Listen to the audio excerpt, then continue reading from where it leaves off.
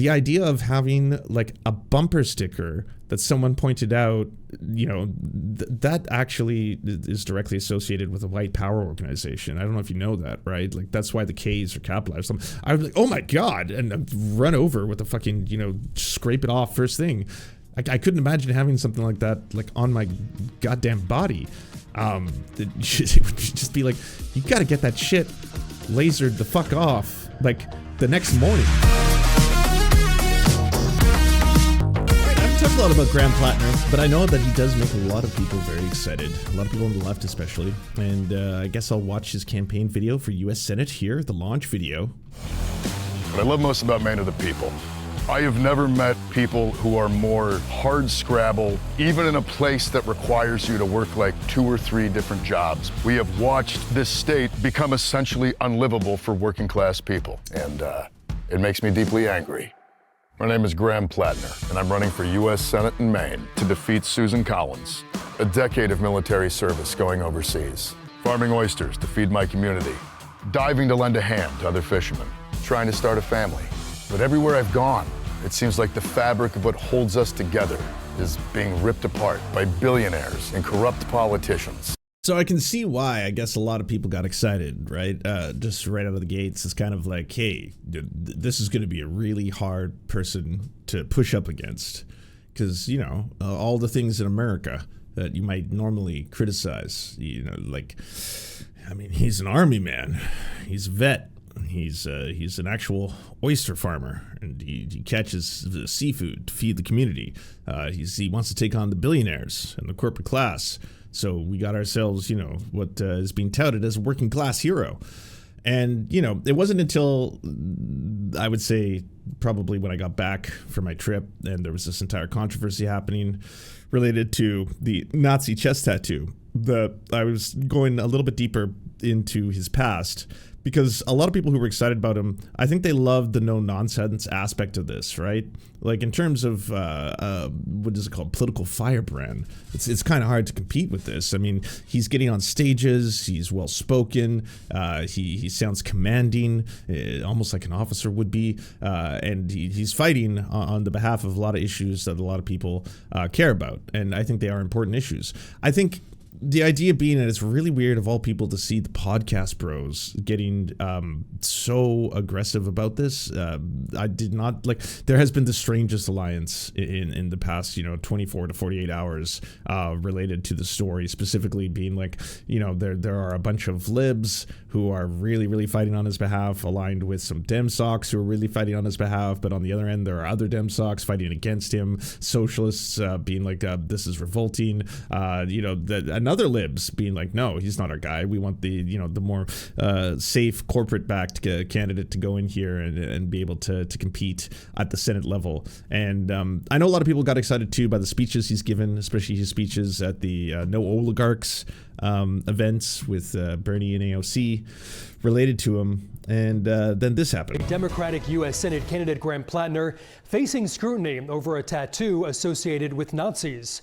In an interview on the podcast Pod Save America, Platner says he got the skull and crossbones tattoo on his chest while on leave in Croatia during his time in the Marines. He claims he was unaware of the symbol's affiliation with Nazis until he ran for Senate and has faced a barrage of attacks.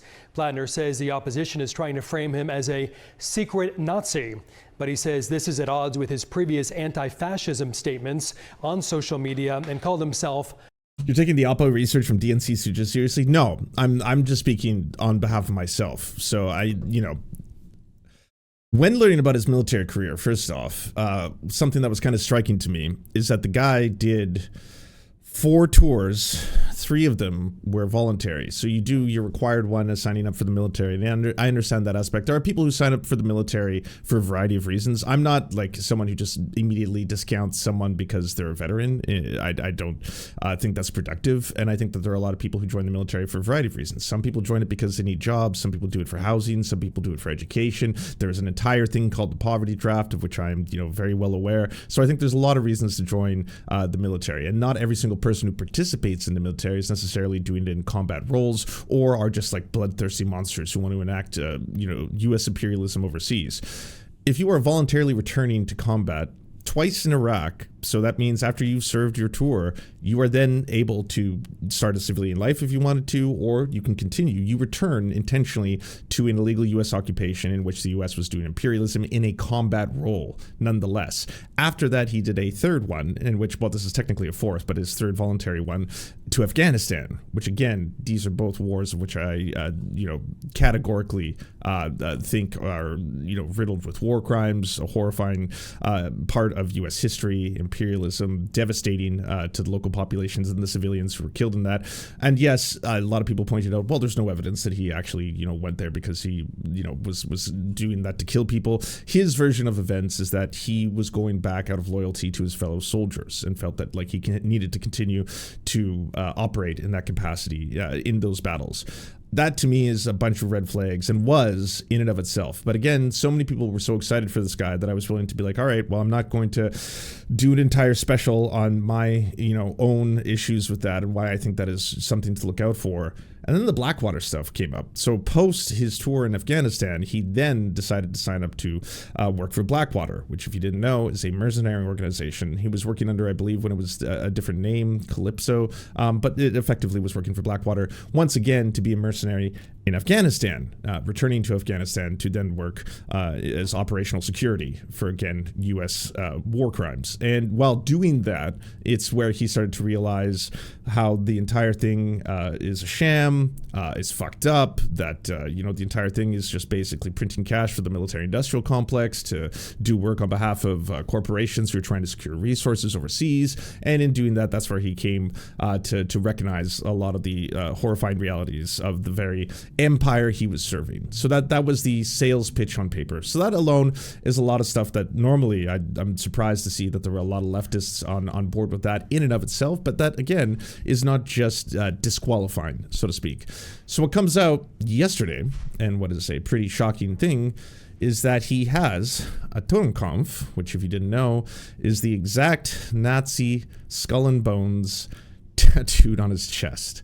And the story behind this one is that he got that in Croatia while wasted. It was a drunken tattoo, and he didn't know the significance of it, and has had it on his body for 20 fucking years, not knowing, I guess, up until now, what it meant, until he was informed as part of what was supposed to be an attack being done by his political opponents on him, that information was going to come out because he was at a wedding, and while he was at a wedding, he was drunk and pulled his shirt off and started running around. There's footage of it, and then you see that giant, it's big, it is a giant fucking Nazi tattoo to have on your chest.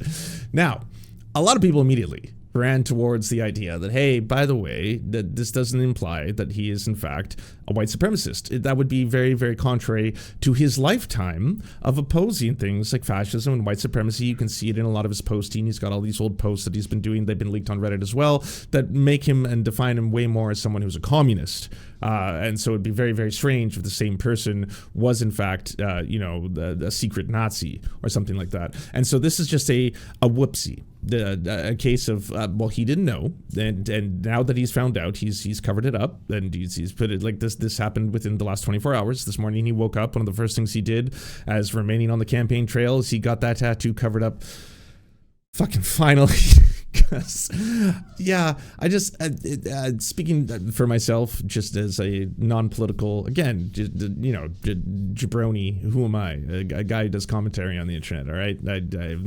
I've not hunted for oysters to feed my own community, so I can't speak towards something that I have absolutely no criticism of. I got nothing wrong with the stuff on paper. He calls out the billionaires, he calls out the corporate elites, he calls out the military-industrial complex, he farms oysters and serves his community by feeding them. Of course, yeah, all of that sounds awesome on paper, but like, that's a giant ass fucking skull to have on your chest, sir.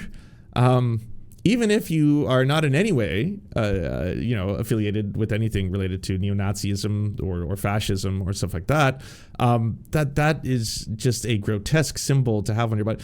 Like, just so we're completely clear, so for people who are unaware, because I saw some people debating, just could be a random tattoo that someone got somewhere else. There are skulls and bones that you can get that are just like, it's like a pirate ship. For sure, no question there. I'm not gonna be saying that you are a Nazi because you got a skull and bones. You got the One Piece tattoo on your body. Absolutely. I mean, hey, that's a symbol of resistance now, right? Different symbols mean different things.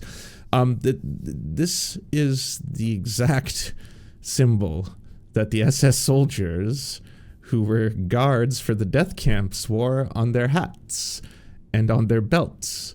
This one is not even an up for debate kind of symbol. This one's really, really fucking bad. Kind of in a, like, when I read the article in the morning, I was like, oh, well, I mean, yeah, that's the end, right? I mean, it doesn't really get worse than that. I can't see how moving forward you go with something like this. But I suppose I was wrong, because immediately, and coming from a lot of people who are political commentators on the left, they started rushing to defend this. And then I started seeing all these new narratives popping up. I think we have to accept the fact that at a certain point, people need to know that a lot of people will have fucked up pasts or make mistakes in their pasts or potentially even have things that they regret, a regrettable tattoo. Let's just call it that, a regrettable tattoo. And what is really one of the first things that went through my head. Because, like, everyone was completely correct to call out Elon Musk doing a Nazi salute, not once but twice. Everyone is completely correct to point out that Pete Hegseth has a lot of white nationalist tattoos, right? Like, some of them you can say, well, this one's specifically up for debate. Not every person who has the Georgian cross, for example, necessarily is a white supremacist or believes in white supremacy or stuff like that. And the intent versus the purpose. I mean, if someone like Pete Hegseth, who is pretty, I would say at this point, avowed white supremacist, basically excusing war crimes towards indigenous people and trying to venerate people who slaughtered indigenous children as heroes, that's a white supremacist. He's a white supremacist by definition, so he probably has white supremacist tattoos on his body. So in this case, it's a mistake. The guy is not a white supremacist, and he's not into that kind of stuff, but he did have pretty much the most distinct white supremacist tattoo outside of a swastika that you could have. But again, he didn't know what it really meant. And so in this case, we need to talk more about the big tent, the bigger picture. Are we going to be doing purity tests? And I was like, I think this one warrants it. I'll be completely clear. I think that it is kind of a disqualifying thing to have to be that prominently displayed upon your body. And in and of itself, I mean, again, if you start combining that with the voluntary 3 tours of duty in very, very grotesque, horrifying imperial wars of the United States, plus the Blackwater stuff, it becomes way less forgivable. I feel the bar of what is acceptable here has really changed for him specifically compared to other people. And if you want to talk about purity testing, like, Jesus fucking Christ, we've gotten to a point where numerous politicians now are constantly questioning or bringing up whether it's okay to advocate on the behalf of, say, trans rights, or someone like Zoran Mamdani, who is consistently being asked as a non-white politician if he condemns Hamas, like on a daily basis. It just seems to be a thing that people constantly have you condemned Hamas today? Well, but wait, before you say anything about fucking food and buses and cheap rent and shit like that, I just want to know, today, have you condemned Hamas? I know you've done it in the past, but today's the day. I need to know, have you, sir, condemned Hamas, all right? And this has nothing to do with you being a Muslim. This has nothing to do with you not being white. It's just like, we need to know if you effectively do condemn Hamas now in this conversation, even if you've said it in the past, even if you have absolutely no association with the organization whatsoever. I need to know if you have. I mean, there's been black politicians who have said positive things about the Black Panthers, who have a lot of positive things in their history, such as feeding programs for impoverished children in the community and stuff like that, and said that this is a very good program that should be emulated and stuff like that. And they are demanded and questioned, and sometimes their political careers can be over, about whether or not they are black supremacists as a result of the fact that they had said positive things about the Black Panther organization in the past. And so in this case, it's like, this is really, I don't know how to stress this enough, really bad.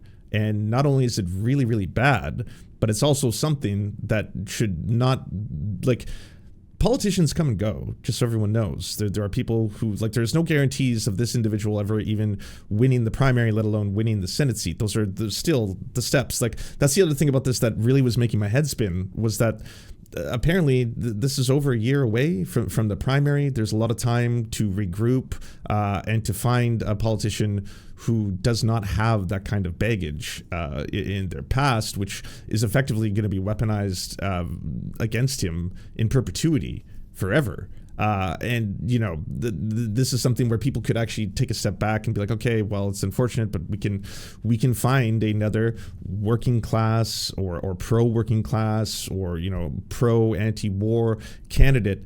But I didn't know how much the people who love Graham Platner love him and his messaging and his presentation. I think it's kind of like it makes them feel like this is just such a difficult, badass figure to fight against, even if you're a Republican, even if you're in a red state, even if it's like, you know, it's him versus him. Like, I want to see this motherfucker in the debates, all right? I want to see this over 10 years combat veteran with this fucking knowledge and history, his no-nonsense shit. I want to see him up against someone else, and let's see them try and pull any of the shit they always be. You don't care about the troops. He's like, I am a fucking troop, you coward, you know, shit like that. Like, he's going to be a very bulldog style figure is the idea. Building around him.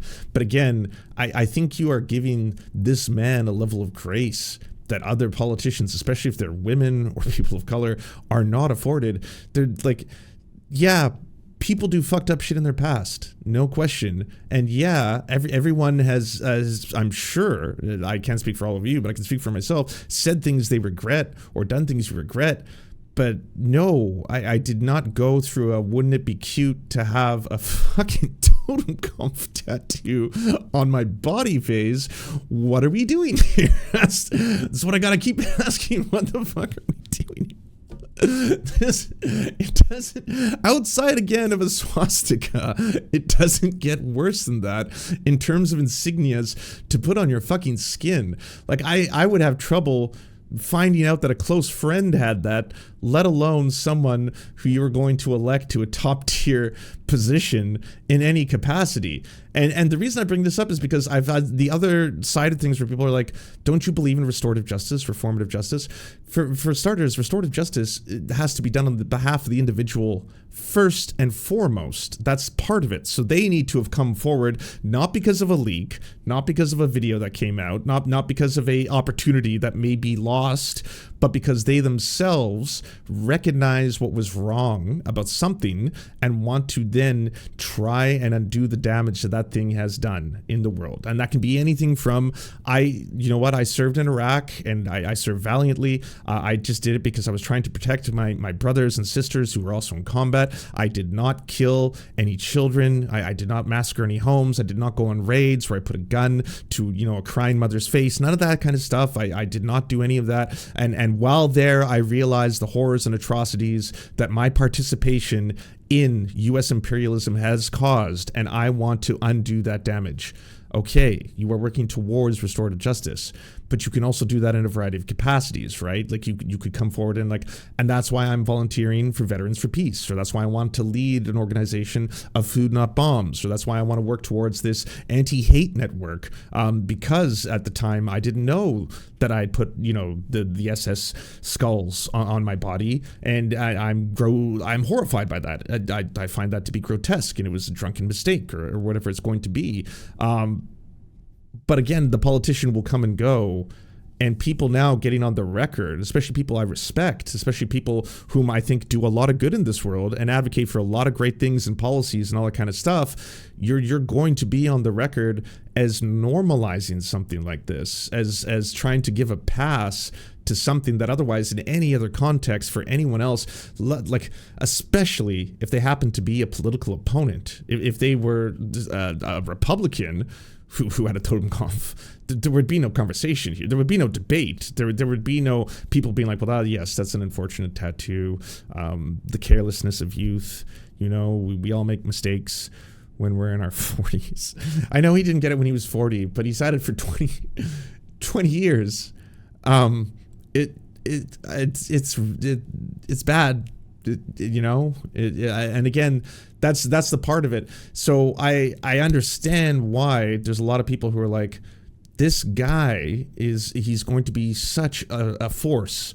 You're not going to see a lot of other people come along like him who are going to be attack dogs of his nature, where he can, on the biggest stage in the world, call out some of the biggest war criminals, even if he himself may have been one. We don't know. But again, multiple tours of duty in Blackwater, not good. Very, very kind of yikes there. But even if he was there simply in a defensive capability for his fellow soldiers, and it was through over 10 years of doing it that he recognized that what he was doing was actually kind of wrong, then at that point, but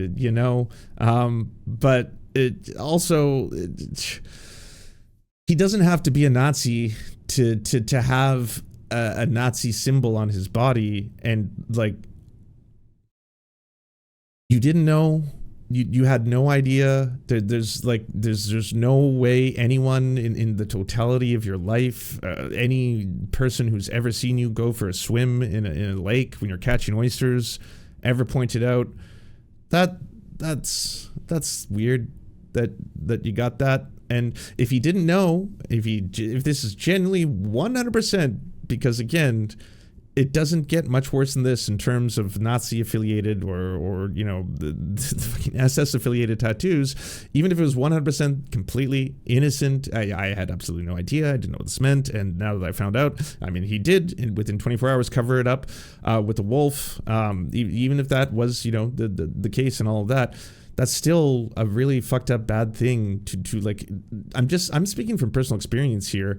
The idea of having like a bumper sticker that someone pointed out, that actually is directly associated with a white power organization. I don't know if you know that, right? Like, that's why the K's are capitalized.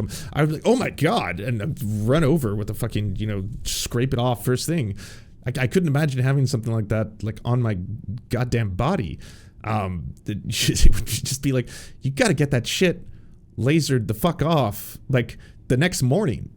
Like, you wake up from a bender, and we've all had them, and drunken tattoos to me normally are the category of like, it's a mountain that turned out to be a penis kind of thing. Like, bro, I got like Everest on my chest, bro, isn't that silly? Like, no, that's cock and balls, dude. Yes, yeah, those little mountains at the bottom, those are the balls. See that? Those aren't slopes, those are veins. You got balls, and then that's a shaft going up the. So that's a dick. You got yourself a giant ass dick tattoo. Oh fuck, no way. Well, that's kind of funny though, right? Yeah, sure, that's kind of funny. That's kind of different than, again, getting into Atomkampf. It's really fucking bad. So But would people have called him out in public? The people who would know the tattoo meant. Well, see, here's the other thing. I'm now learning that a lot of people didn't know what that was, because I've seen a lot of people be like, oh, it's just a skull and bones.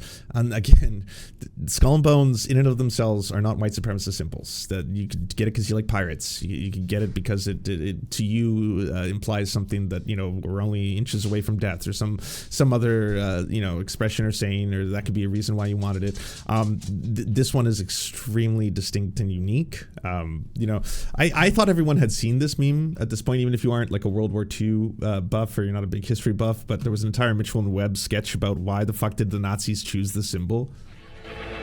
Very well. They're coming. Now we'll see how these Russians deal with a crack SS division. Hans? Have courage, my friend.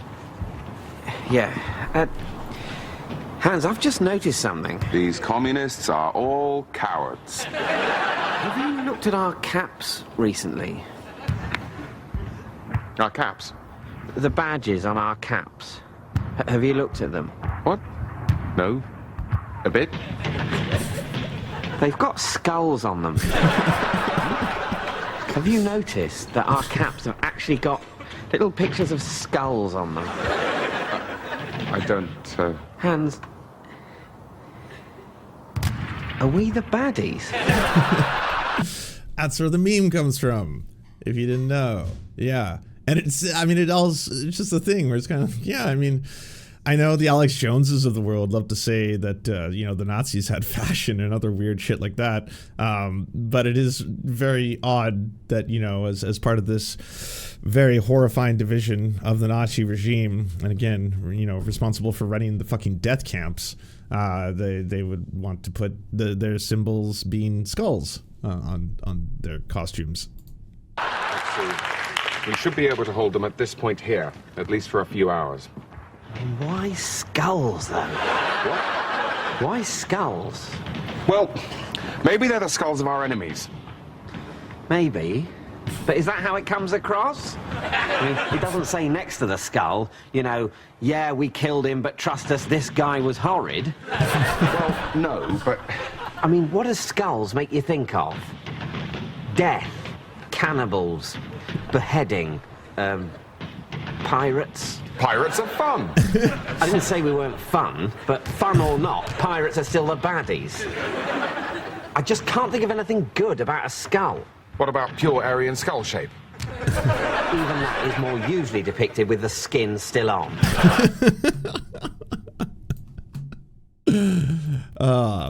I have noticed, and by the way, this is the new one. He got it covered up the next day. So, hey, maybe shaming works, everyone. All right, maybe that was a good thing. Okay, for everybody who's just like ride or die for Graham Platner. Guess what? He went out and he went on TV and he got himself a new tattoo.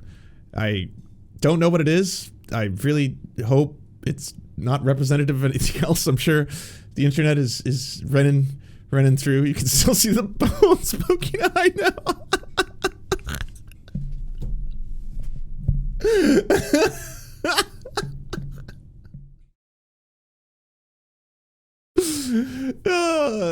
It's a cover-up, right? You didn't cover it all up. Those are SS bones poking out the bottom. Oh yeah, little light Nazi leaking there going down, but yeah. So there you have it. That's been a cover-up. A lifelong opponent. So he went on Pod Save America, which was wild. Like, of all the shows, I did not expect the Pod Bros to come out in force to defend him. And again, one of those things where everybody who's trying to criticize the things that they are witnessing and seeing has been getting a lot of pushback, being called all kinds of names. The worst names you can ever call a leftist: libs. Like, you goddamn libs, are you going to fucking support a DNC-backed candidate? And the answer can be just conclusively no. No interest whatsoever in backing, the pro-war, a pro-Zionist, a pro-colonizer candidate at all.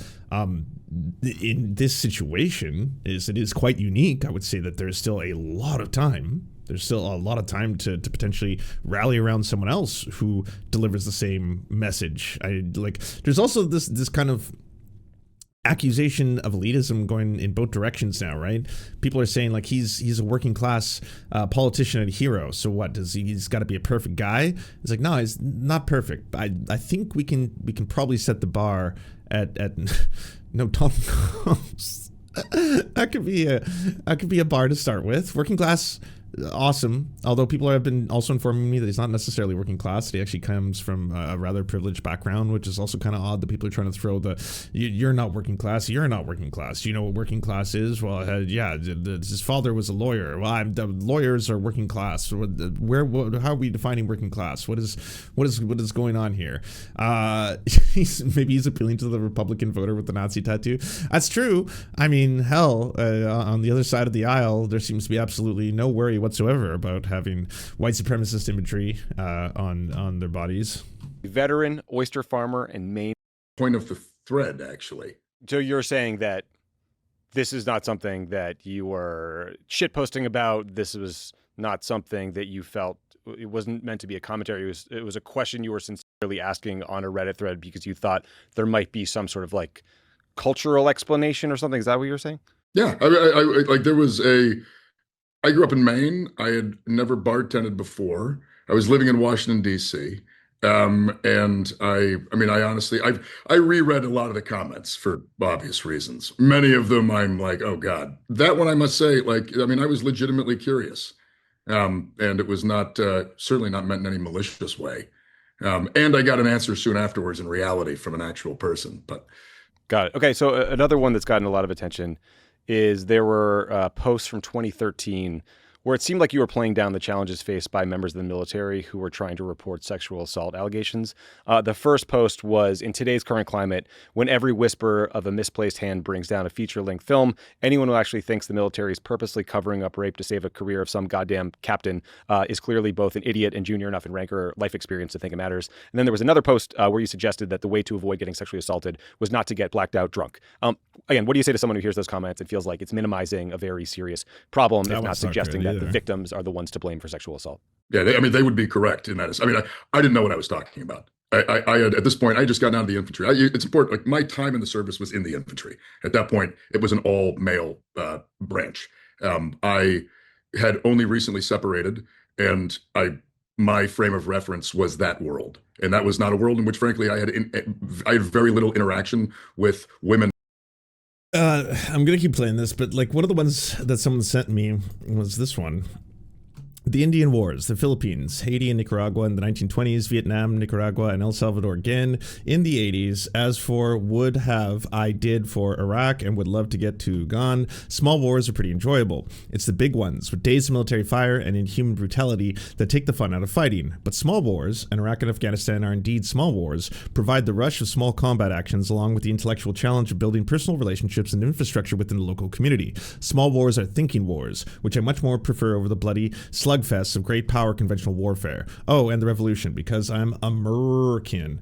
They keep saying that he's dumb. He doesn't sound dumb. Like, they keep saying that he was too stupid to recognize that, again, he had the SS tattoo on his body. And he does not sound like someone to me. Like, other people are like, how do you then square him making all this communist posting on Reddit that he's getting called out for by all the liberals? And the liberals are being like, oh, look at him, he's like a full-blooded communist, he's got all this commie posting and stuff like that. I think maybe his political opinions have changed over time, or they've evolved over his internet history's time or stuff like that. That could explain a lot of it. But also, that's not good either. Like, again, you are running a fucking politician for the Senate. And that's something that people need to keep in mind, right? And if you were trying to build a grassroots or working class party campaign candidate, and one that you really like because he's just like, he seems fucking badass on paper, you know? Like, we got ourselves a soldier, and we got our own soldier boy. He can be a soldier boy of the left who fights up against the fucking pro-war Republican soldier boys. That sounds fucking awesome. All these kind of things are going to paint a picture that'll be very, very easily like presentable as, so what's worse, that he knew that he had the Nazi tattoo and like decided not to get it removed at any point up until he's now effectively just being called out for it in public? That's really bad. Or that he's too dumb to realize whether or not he actually got that specific insignia put on his chest in a gigantic fashion. And even if it was a drunken mistake after the fact, then it was just like, well, you know, that's my totem cuff. I had a opinion, or I had thoughts that were colored by my experience in the service, but my experience. See, like, this is closer to the stuff that I've been led to believe is what people love about him. I was like, the idea of someone having a really horrifyingly bad take in the past, learning from it, and then coming forward to be like, hey, by the way, that was a fucked up thing. I agree with you. I shouldn't have said that. This 100% was me, victim blaming and discounting the amount of sexual assault that goes on in the military. And that's why I am now working, towards changing that. Because I have learned how bad things were and my role in promoting these kind of ideas, I am now actively trying to work and raise awareness of the amount of sexual assault. Like, that would be the part after that part, right? When people keep bringing up the restorative justice thing. Just having on paper, though, like, the military vet, the distinguished career, multiple tours of duty, kind of stuff. I felt now people have also had to piece by piece try and explain every single part of, well, then why did he work for Blackwater? That's a mercenary group. Like, they're horrifying. They are well known to do just abysmal war crimes fucking overseas. Like, why would you do that? And I've seen people be like, well, it's very difficult for vets to get jobs right out of the military. And I was like, that's someone specifically looking to, again, return to that environment. Like, I've left Afghanistan because my tour is over. I now want to return back to there. Yeah, it's like I'm very, very surprised the amount of leftists who have kind of either ignored that or tried to be like, well, that's one of the reasons why he's good, because he learned through working in Blackwater the horrors of U.S. imperialism and the horrors of the association with the U.S. military-industrial complex and these, again, billionaires, and how they are exploiting resources overseas, and how a lot of this is actually just a form of imperialism to serve corporations who want to extract the local resources of the places that they're invading. He learned that firsthand. And I was like, in Blackwater, after voluntarily doing 3 tours of duty, like, he had to return to Iraq twice after serving in Iraq, and then had to go to Afghanistan. At no point in any of that did any of the things you saw or experienced start to put that into your mind. At that point, did you not suddenly want to become, like an activist? Did like, again, when you're kicking in the doors of frightened families and soldiers are rushing in there, pointing guns in mothers' faces, shoving them on the ground, screaming at them in English or whatever, broken phrases they had learned, and just, again, this horrifying reality that was resulting in endless civilian casualties in both Iraq and Afghanistan. Did you not suddenly start to take a step back and realize this is horrifying, and my role in this, whether it is in combat or whether it is violent or whether it is completely, he's just literally there to protect fellow soldiers, is wrong, right?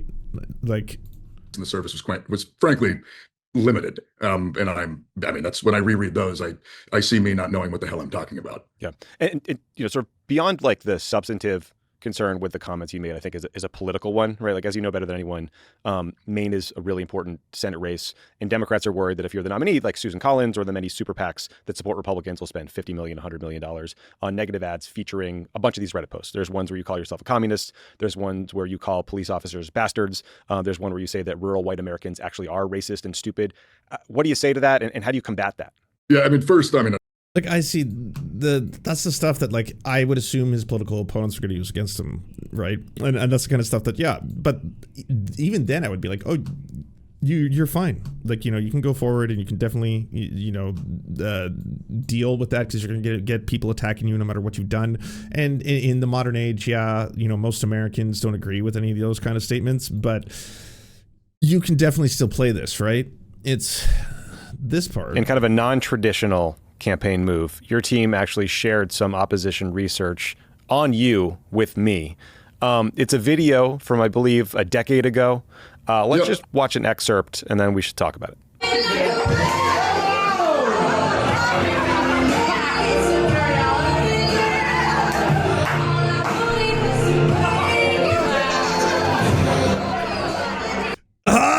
It's so striking. It's so big. It's so big. That's the size of a baby's, like, head. It's so distinct too. It's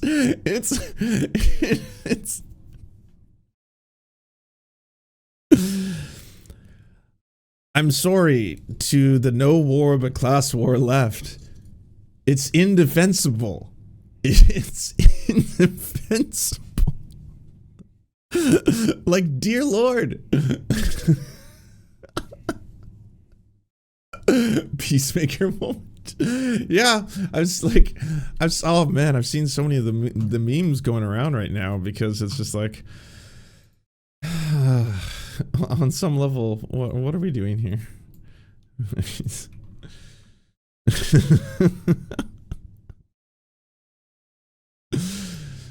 Now, to be clear, to the people saying, what, you think it's bad that the guy was, like, wasted and shirtless at a wedding and singing? No, I think that's endearing. All right, people get messed up at weddings. They dance, they sing to songs, and it's that is not what anyone here has an issue with. All right, it is the giant SS tattoo on his chest. And again, to the other people who were saying, well, I mean, that could be any symbol, or no, it is the symbol. It is the symbol. All right, let's be very clear on that. And This is a level of grace that is being afforded to a potential candidate. He has not even won a primary. There is still a year out. There is like more than ample time to rally around someone else who has a anti-genocide, anti-war, anti-capitalist message still. All right. So this is not as if it's like, Lance, it's vote in our situation. We only have one or two choices. You don't. This is what a primary is for. You have lots of time to rally around someone else. But again, this is a level of grace that would not be given, I'm sorry, to a non-white guy, just in general, in politics. And having witnessed this kind of stuff for years now and covering politics, like the amount of scrutiny that people, especially like in Canada, I was telling the story earlier, if you weren't watching the stream, that there are two Indigenous women, they're MLAs, one of whom made a comment about Charlie Kirk, saying that he was a racist or that he made racist statements. That was the extent of her commentary, and she was made to apologize.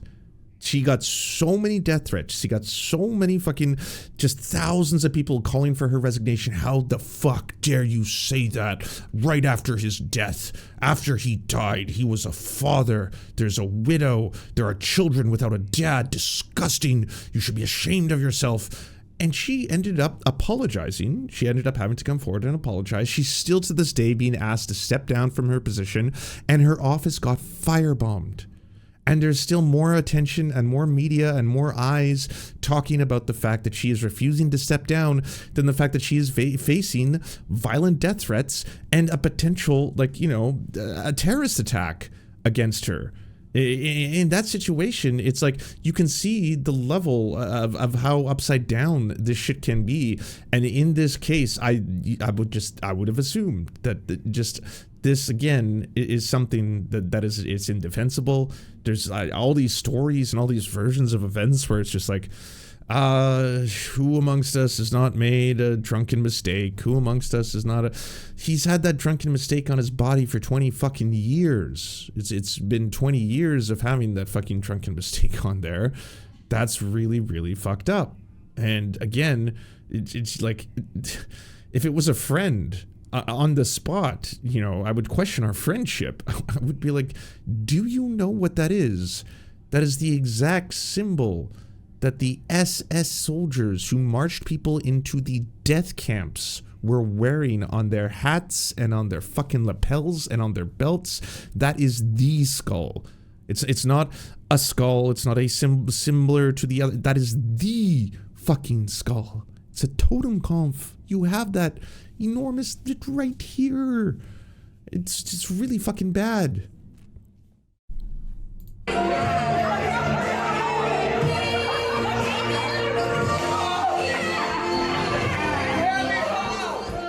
First of all, what we were watching there was Graham wearing just his boxer briefs, singing. The Marine Corps. Lance, you went in all the purity tests. See, and that was the thing.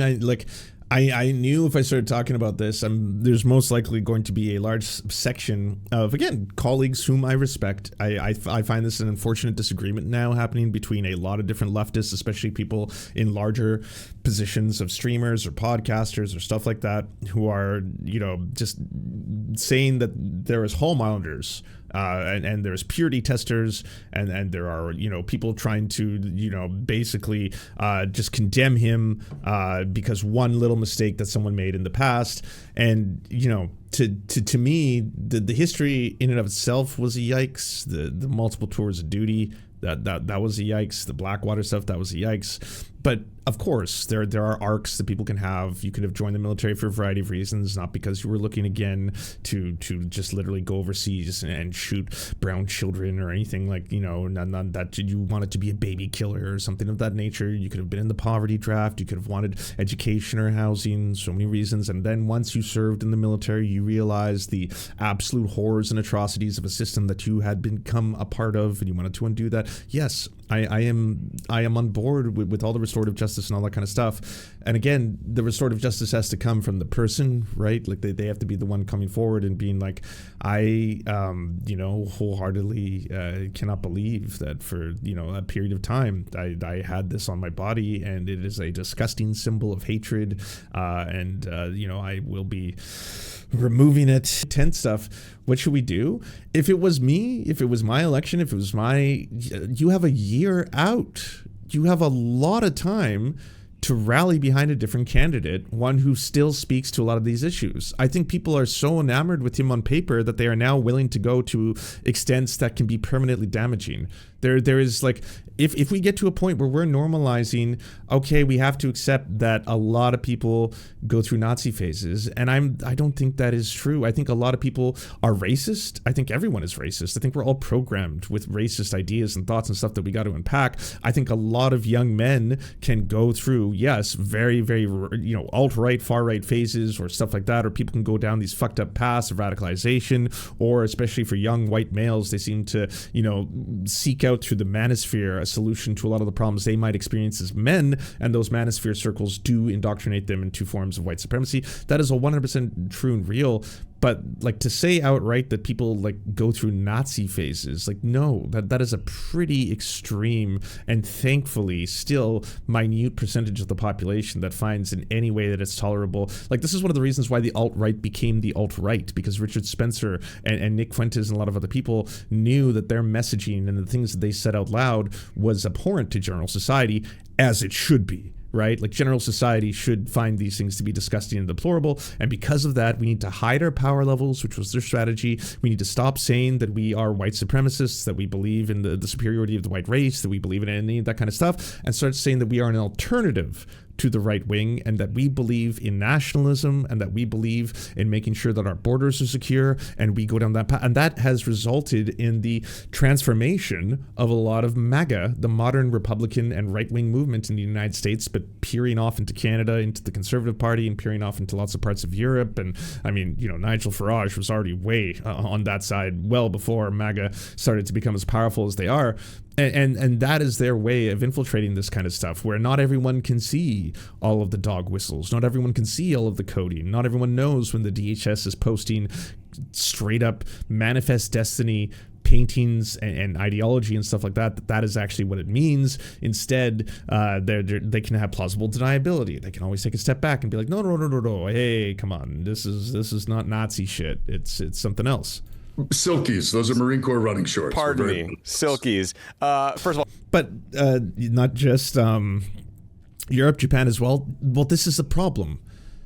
This is without a doubt a thing that is happening globally, and this is a thing that will happen the more things become difficult under climate change, as they are more people who are doing mass immigration due to extreme weather temperatures, due to food shortages and stuff like that. This is going to increase, and the more people who continue to sell this pathway of it's not capitalism that's failing us, it's not these hardcore draconian measures that are only benefiting a few billionaires that are failing us. It is without question immigrants. They are the cause of the problem. That's why we need to get tough and stronger on this, and we need to become more nationalistic, and we need to become more right-wing. If there is a movement and a march towards right-wing extremism, the solution to that is not to normalize fascism on your side or to get people on your team where you're like, we need that big tent that encompasses some people who may have some of the... No, you don't defeat fascism with fascism. Historically, that doesn't work out. This is not the pathway forward. It's not, well, okay, fine. We're going to stop calling out people with Nazi tattoos. We're going to stop calling out people who may have extremist ideology actually imprinted with ink upon their skin, so that we can move forward, with something else. This like that, I think, is a disaster. I think in this situation, here's the good news, and I know it doesn't feel like there's any, but here is the absolutely 100% truthful good news. His messaging and the reason that he's become as popular as he is, as quickly as he has, is not just because he's a charismatic military man who's really hard to beat on paper, because Americans, like it's basically Soldier Boy, but for your team. his messaging is what is resonating with a lot of people right now. Him going in front of podiums talking about the fucking the billionaires exploiting our lives, making life worse, the endless wars, the pouring of money, the billions and trillions of dollars into this fucking military industrial complex that just basically slaughters Americans overseas and slaughters people in the countries that we invade, gets us nothing as citizens. It benefits only corporations and rich people. That messaging is working. That messaging is resonating with people, and there are people who are very, very quickly waking up to that. You can look towards the recent No Kings rally, because I can tell there's a lot of people immediately, like myself, who will just knee-jerk reaction. What does this accomplish? Like, it just seems like a brunch, let's go Instagram, and then we did it, and then we did our part to try and stop the fascist rise in America kind of stuff. But the difference between the last one and this one was pretty striking in that you can just see all the signs and the things that people are holding, and a lot of the rhetoric was not just like no kings, all right, peace. A lot of the stuff that people were saying was that we need to fucking abolish billionaires. We need to actually have a serious discussion about the military-industrial complex, the close associations between those two things. You had, Mehdi Hassan, who was speaking at one of them, speaking it out against Israel, and distinctly the ties between the U.S. military and their endless fucking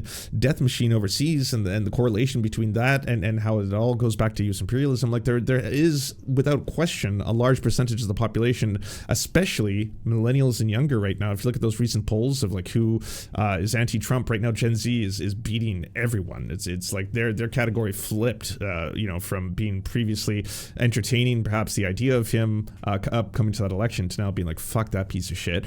There is a thirst and a hunger for the messaging that Graham Platner is delivering, and you can find that in a working class politician who does not have the multiple tours of duty and Blackwater shit or the Nazi tattoo.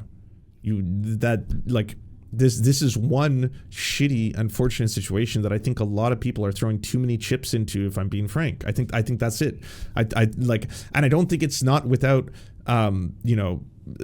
good intent in terms of wanting to support someone like that, because they want to support someone who they think will get into power, and then once they're in power be able to actually effectively try and tear some of this shit down. I think that's why maybe they're putting so many chips into this, but there also has to be a very realistic, at a certain point you have to realize, every time I hear this kind of like, we need a bigger tent, we need to accept this aspect of that there's going to be far right young white males, and that there will not be a perfect candidate. No one's asking for a perfect fucking candidate, all right? No one's asking for, this, if he was a white guy, if at one point he went through a liking hip hop phase and accidentally said the N-word kind of thing, and then that's why, oh no, we're canceling him kind of thing. There's such a monstrous gap between that and a guy who has an SS tattoo, a gigantic one, on his chest. I don't think that is an unfair ask. And what this does is it alienates a lot of other groups. You might not think about it at the time, but what does this say to Native Americans? What does this say to Black Americans, to Asian Americans? What does this say to women? What does this say to all these groups that are being attacked right now by the far right, if all of a sudden we have to tolerate a certain degree of it in order to get a candidate that we think can get into a position? Because if you just ignore this and this and this and this and this and this, then I imagine that is overwhelmingly going to alienate more people than you're going to bring into a fold. Right? You're going to have more people who sit there and be like, well, how can I trust all of you? You are supposed to be the progressives. You are supposed to be the leftists. You are the ones who are supposed to advocate on the behalf of disenfranchised communities.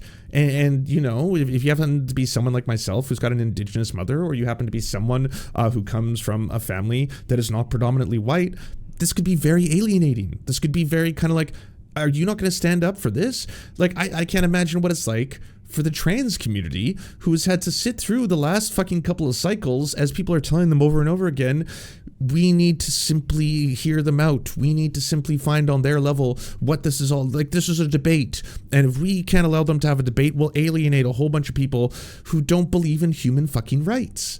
And no, there shouldn't be a compromise on human rights on a certain level or on a certain degree simply because you want to win It's sometimes it feels like winning is the primary goal. At that point, you get into that Ezra Klein kind of category of, well, over there, there could be a handful of people who just won't accept someone who doesn't believe in forced birth. We have to run a candidate in a deep red state who is basically anti-abortion. We got to do it. We got to do that, and that's how we win. And then we can get the votes in the House, because they will probably, hopefully, vote along party lines. And so you build up that giant thing, and this is how the party works, and this is how the system works, and this is how the whole game works. It doesn't matter if it's the American situation or, the European or Canadian parliamentary systems. You can have entire parties filled with a whole bunch of MPs, members of parliament, who in some ways suddenly they find out one or two of them are really fucked up people, and those one or two of them stop voting along party lines. They disrupt votes. They disrupt the amount of consensus majority that you assume are just taken for granted as a result of these people being in that party. And you will get Kirsten Sinema's and John Fetterman's and people who are on paper supposed to be Democrats, but when it comes down to actually fighting on the behalf of the working class or not supporting genocide or trying to stop it, they just turn out to be radically in the opposite direction. So thank you so much to our patrons for making this show possible. We could not fund it without you. And if you want to join, please check out patreon.com/theserfs to unlock bonus episodes, uncensored content, and all the good stuff.